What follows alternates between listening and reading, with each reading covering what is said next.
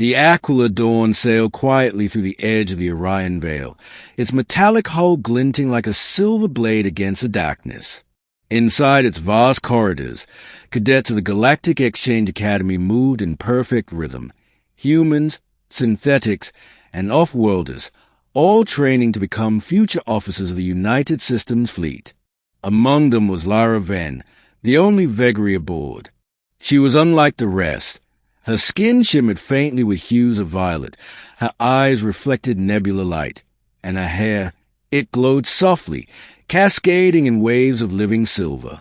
Every vagary carried within their hair threads of bioluminal energy, strands that connected their emotions to the energy fields around them.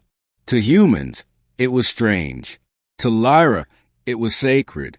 Since her arrival, whispers had followed her down every corridor. Star Ghost. They called her Emotion Leech. She tried to ignore them, focusing on her training and studies. But she felt their contempt. Her empathic sense picked up every spark of mockery, every cruel thought, every spark of fear that came whenever she entered a room. Her silence only fueled their resentment, especially from Tessa Ward, the sharp-tongued human who led a group of restless cadets. It happened after a zero-gravity training session. Lyra returned to her quarters, exhausted, her senses heavy from the psychic noise of the day. The door slid open, and laughter spilled out. Inside, for cadets waited, Tessa, Rourke, Myra, and Jalen. Tessa was holding something small and bright in her hand, a portable plasma trimmer. "Well, look who finally drifted in," Tessa sneered. "Miss Glowing Locks. Thought would help you blend in." Lyra's pulse quickened. "Put that down." Rourke moved behind her in a flash, gripping her shoulders.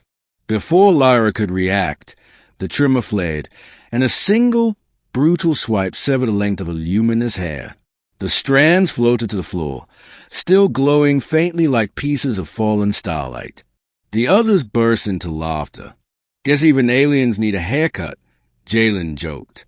Lyra's body trembled, her mind screaming with the shock. To them, it was just hair. But for her people, those luminous strands were part of their neural matrix, a living link to their empathy, their balance, their very sense of self. She stared at the glowing fragments on the floor. The light within them dimmed, then died.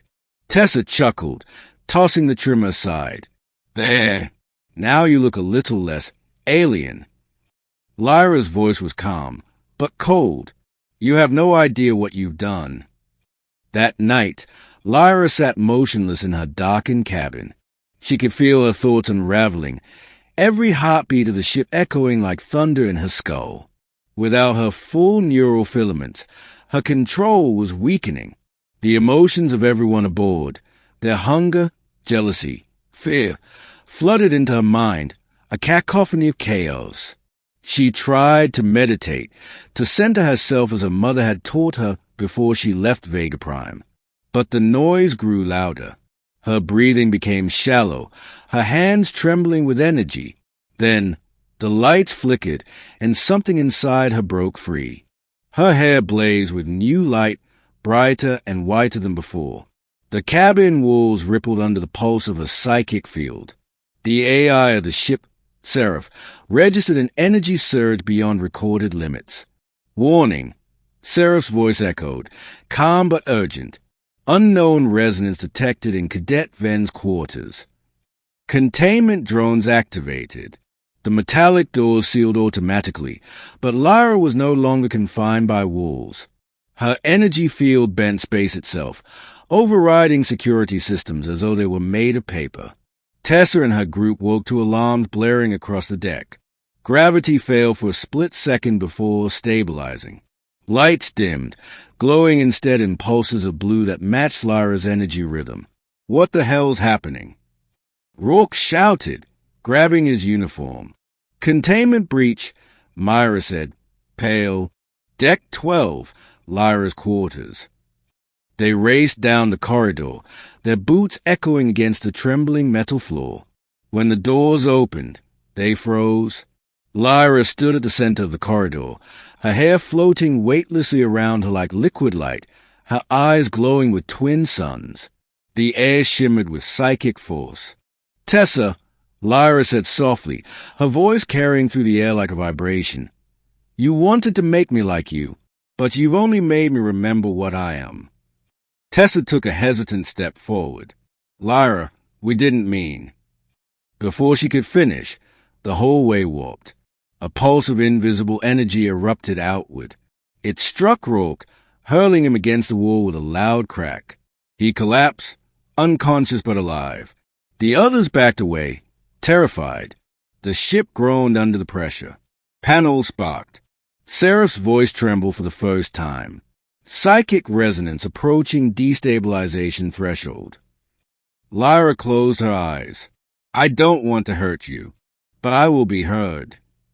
Tessa stood trembling, tears welling in her eyes.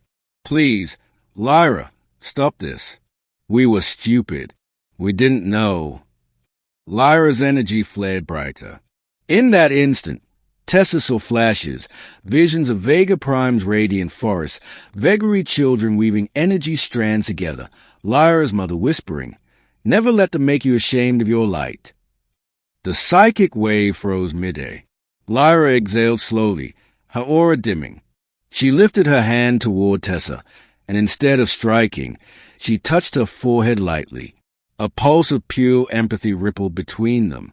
For one timeless moment, Tessa felt everything Lyra had endured, the loneliness, the restraint, the desperate hope to belong. Tessa fell to her knees, sobbing, "I'm sorry." Lyra smiled faintly. "Now you understand." With a final surge, Lyra released the energy harmlessly into the void. The lights across the Aquila dawn flickered once more, then returned to normal.